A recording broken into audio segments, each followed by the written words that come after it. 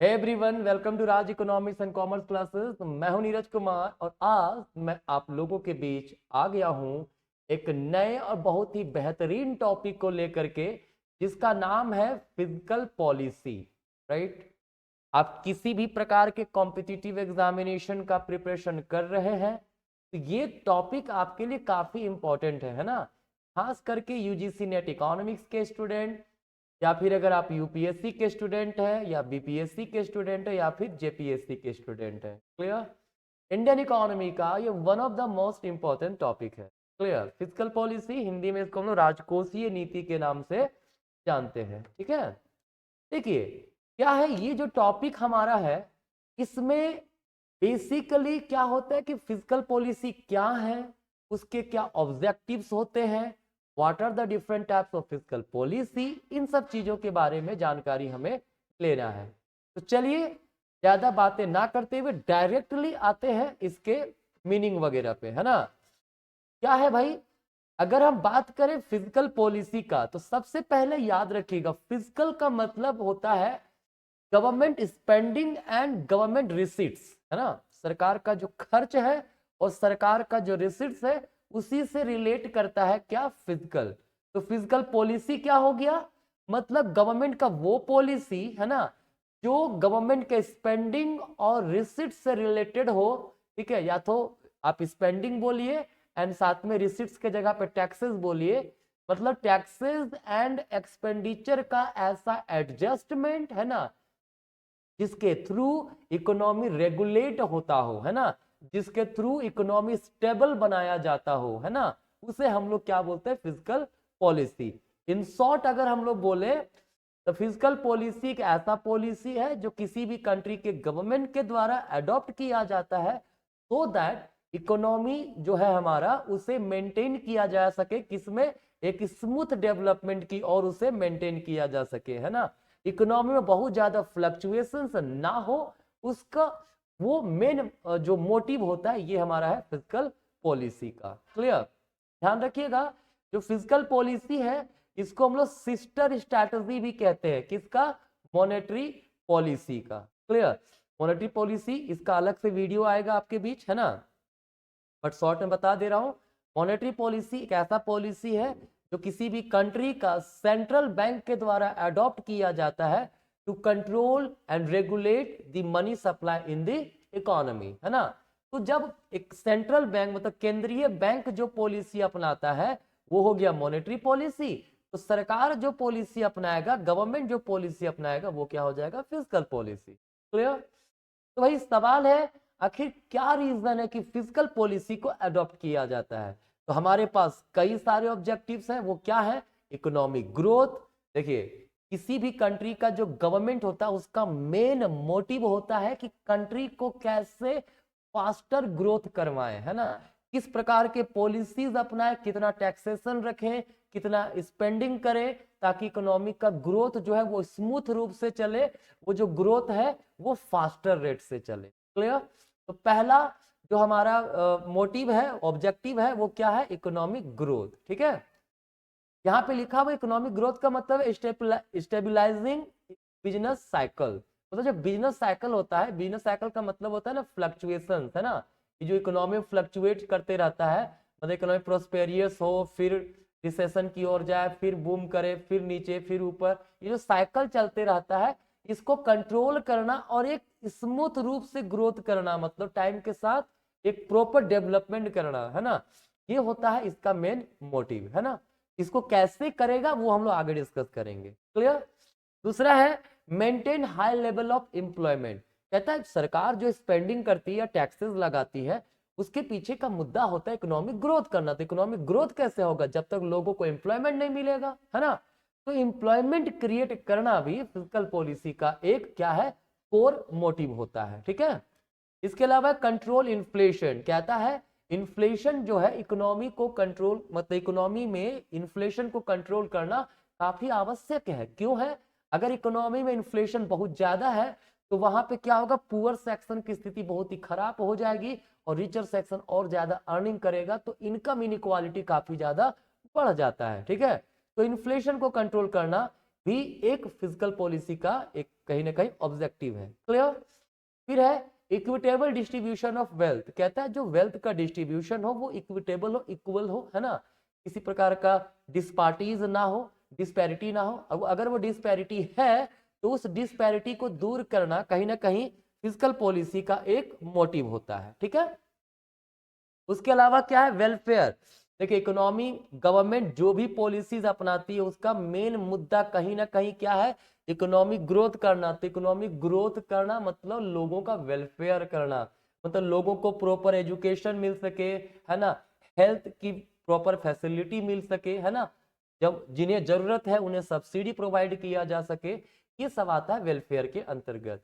तो these are the objectives, main objectives of physical policy. तो सवाल ये है, आखिर ये जो ऑब्जेक्टिव है ये अचीव किया कैसे जा सकता है, क्या तरीका है? तो इसके लिए हमारे पास क्या है, फिजिकल पॉलिसी जो होते हैं वो बेसिकली दो रूप में होते हैं। कितने रूप में होते हैं? दो। कौन कौन सा होता है फिजिकल पॉलिसी? या तो एक्सपेंशनरी हो सकता है या तो कॉन्ट्रैक्शनरी हो सकता है। क्या क्या हो सकता है? इधर एक्सपेंशनरी या फिर कॉन्ट्रैक्शनरी। ठीक है। एक्सपेंशनरी का मतलब होता है विस्तारक, विस्तारक राजकोषीय नीति, मतलब ऐसा पॉलिसी जिससे इकोनॉमी का और विस्तार हो, लोगों का इनकम लेवल और बढ़े। तो कैसे बढ़ेगा? गवर्नमेंट एक्सपेंशनरी फिजिकल पॉलिसी के तहत क्या करेगी, अगर सरकार को लग रहा है इकोनॉमी में लोगों का डिमांड बहुत ज्यादा नहीं है, मतलब डिमांड बढ़ाना, एग्रीगेट डिमांड को इंक्रीज करना है, तो क्या करेगी, रेट ऑफ टैक्सेस रिड्यूस कर देगी और सरकार जो है वो स्पेंडिंग क्या करेगी, स्पेंडिंग को बढ़ा देगी। इससे क्या होगा, लोगों के पास इनकम लेवल बढ़ेगा, वो लोग ज्यादा डिमांड करेंगे। ठीक है। तो इकोनॉमी को बूस्टिंग मिलेगा, इकोनॉमी बूस्ट करेगा और इकोनॉमी ग्रोथ करना शुरू करेगा। ठीक है। देखिए लिखा हुआ है वही चीज, in the case of expansionary physical policy government increases spending, क्या करता है, सरकार स्पेंडिंग बढ़ाता है, एंड रिड्यूस टैक्स लेवल। क्यों?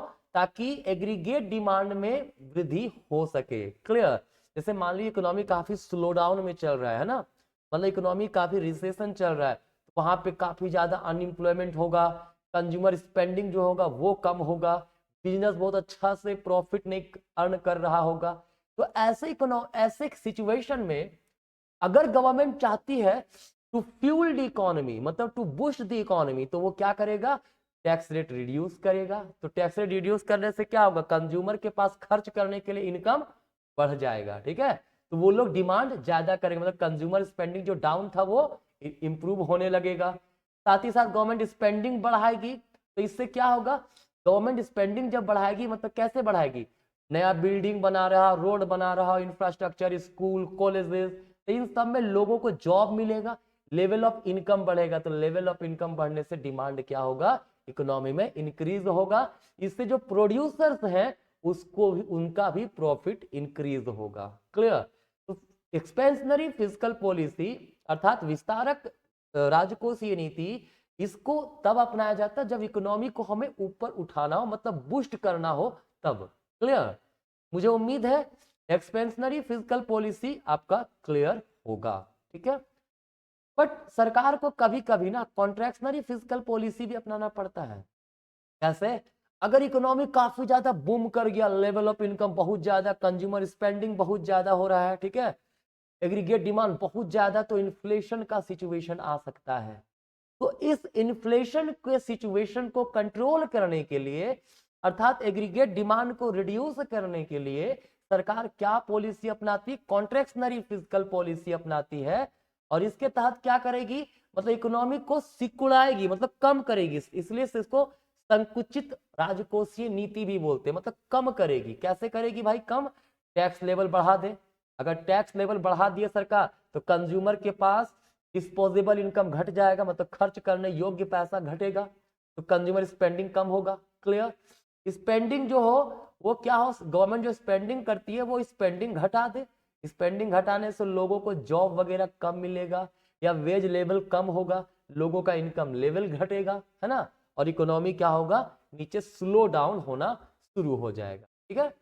तो अगर इकोनॉमी इन्फ्लेशन के सिचुएशन में है, लोगों के पास बहुत पैसा है, गवर्नमेंट चाहती है कि इस तरह से इकोनॉमी में बहुत ज़्यादा फ्लक्चुएशन ना हो, तो उसके लिए कॉन्ट्रैक्शनरी फिजिकल पॉलिसी अपनाएगी और इसके तहत क्या करेगी, सरकार टैक्सेस बढ़ाएगी और स्पेंडिंग गवर्नमेंट क्या करेगी, इकोनॉमी में घटा देगी। और इसका रिजल्ट क्या होगा, this ultimately reduce demand for goods and services in the economy as people have less money, lower the inflation level. ठीक है, इसका रिजल्ट क्या होगा, रिजल्ट ये होगा कि लोग गुड्स एंड सर्विसेज का डिमांड कम करेंगे, और जब गुड्स एंड सर्विसेज का डिमांड कम होगा, ठीक है, तो ऑब्वियस सी बात है, इन्फ्लेशन तो कंट्रोल होना ही होना है। ठीक है, तो ये दो प्रकार के फिजिकल पॉलिसी अपनाए जाते हैं इकोनॉमी को स्टेबल बनाने के लिए। क्लियर। अब कहता है कि गवर्नमेंट का जो फिजिकल पॉलिसी होता है उसका काफी बड़ा रोल है इकोनॉमी को स्टेबल बनाने में। मतलब जो बिजनेस साइकिल होता है ना, बिजनेस साइकिल याद रखिएगा, फ्लक्चुएशंस है ना, इसी को बिजनेस साइकिल बोलते हैं। बिजनेस साइकिल का बाय द वे मैं अलग से वीडियो बनाऊंगा, है ना। फिजिकल पॉलिसी, मॉनेटरी पॉलिसी खत्म हो जाएगा, उसके बाद मैं कोशिश करूंगा इस टॉपिक को लाने का। ठीक है, तो बिजनेस साइकिल जो है, ठीक है, इसे कंट्रोल करना बहुत जरूरी है। इसके कंट्रोल होगा तभी इकोनॉमी स्टेबल रूप से ग्रो करेगा। ठीक है, देखिए कहा जाता है रिसेशन जो होता है, कंटिन्यू रिसेशन भी बहुत अच्छा चीज नहीं है, कंटिन्यू बूम भी बहुत अच्छा चीज नहीं है। मतलब बूम भी ऐसा ना हो कि इकोनॉमी पूरा एक्सप्लोड कर जाए, है ना, मतलब इन्फ्लेशन काफी ज्यादा बढ़ जाए, ऐसा भी सिचुएशन अच्छी बात नहीं है। तो बहुत ज्यादा इकोनॉमी बूम पे नहीं जाना चाहिए, बहुत ज्यादा डाउन भी नहीं होना चाहिए, इकोनॉमी को स्टेबल बीच में ऐसे रहना चाहिए। ठीक है, तो वो स्टेबल करना गवर्नमेंट का एक बहुत ही मेन जो है मोटिव होता है, मेन ऑब्जेक्टिव होता है, वही फिजिकल पॉलिसी के अंतर्गत। ठीक है, अब कहता है अगर रियल लाइफ में अगर देखा जाए, ठीक है, तो फिजिकल पॉलिसी जो है ना, उसका रिस्पॉन्स जो होगा ना, जो टैक्सेस और एक्सपेंडिचर के थ्रू हम लोग फिजिकल पॉलिसी अपनाते हैं, या तो टैक्सेस में चेंजेस करेंगे या तो गवर्नमेंट स्पेंडिंग में, तो जो उसका रिस्पॉन्स होगा ना, वो दो प्रकार का रिस्पॉन्स आता है। कौन कौन सा रिस्पॉन्स होता है, काउंटर साइकिल और प्रो साइकिल। ठीक है, प्रो साइक्लिकल बोलिए या प्रो साइकिल बोलिए, एक ही चीज है, काउंटर साइक्लिकल या फिर काउंटर साइकिल। ठीक है, क्या होता है ये काउंटर साइक्लिकल और प्रो साइक्लिकल, देखिए तो समझते हैं। कहता है अगर हम बात करें अब काउंटर साइक्लिकल फिजिकल पॉलिसी, तो कहता है ये एक ऐसा स्ट्रैटेजी है ना, जिसमें गवर्नमेंट क्या करता है, बूम या रिसेशन को काउंटर करता है, मतलब उससे उसके अगेंस्ट में कुछ पॉलिसी अपनाती है। अगर इकोनॉमी कहता है, अगर इकोनॉमी बूम कर रहा है तो किस प्रकार से उस इकोनॉमी को मतलब रिड्यूस करके बूम से निकाला जाए, या इकोनॉमी अगर बॉटम पे रिसेशन में तो उससे कैसे उठाया जाए। ठीक है, मतलब जैसी स्थिति है उसके अगेंस्ट काम करना, राइट। अगर इकोनॉमी, सिंपल सी बात है, क्या है, अगर बूम पे है तो उसको कैसे नीचे लाया जाए, और अगर नीचे डिप्रेस्ड है या फिर रिसेशन में तो उसको कैसे इंप्रूव किया जाए। ठीक है, ये होता है काउंटर साइकिल, मतलब जैसी स्थिति उसके काउंटर में, मतलब काउंटर इस्तेमाल करना, काउंटर स्ट्रैटेजी इस्तेमाल करना। ठीक है, कोई दिक्कत नहीं है। लेकिन अगर हम प्रो साइक्लिकल की बात करें तो ये काउंटर साइकिल का अपोजिट है। अगर कहता है अगर इकोनॉमी बूम की ओर है तो ऐसा स्ट्रेटजी अपनाएंगे कि इकोनॉमी को और बूम की ओर, फर्दर बूम की ओर ही ले जाया जाए। ठीक है, और अगर इकोनॉमी रिसेशन में है तो और ऐसा स्ट्रेटजी और रिसेशन में ही ले जाया जाए, इसको प्रो साइक्लिकल बोलते हैं। कहता है physical policy goes in the line with the current mood off the business cycle, that is अगर इकोनॉमी क्या है, बूम के दौरान चल रहा है तो गवर्नमेंट खर्चा और बढ़ा देगा, है ना, टैक्सेस भी बढ़ाएगा नहीं, तो क्या होगा, बूम फर्दर और बना रहेगा।